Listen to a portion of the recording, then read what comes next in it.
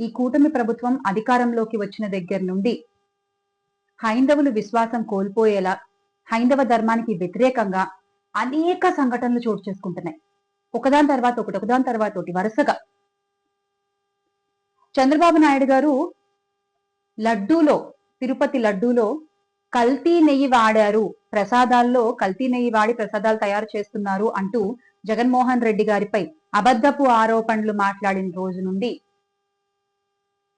ఆ కలియుగ ప్రత్యక్ష దైవం, ఆ దేవదేవుడు కన్నెర చేసినట్టుగా ఉంది.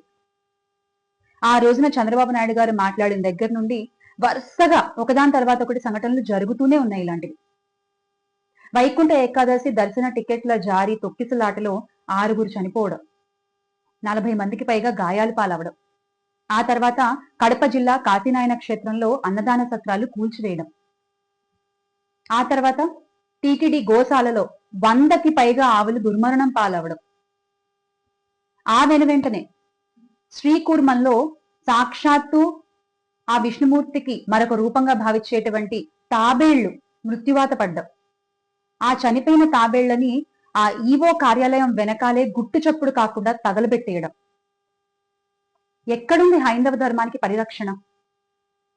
కూటమి పాలనలో వరుసగా వెనువెంటనే ఒకదాని తర్వాత ఒకటి మీరు అధికారంలోకి వచ్చిన దగ్గర నుండి హైందవ ధర్మ క్షేత్రాల్లో ఇలాంటి సంఘటనలు జరుగుతూ ఉంటే దాన్ని ఏ రకంగా భావించాలి?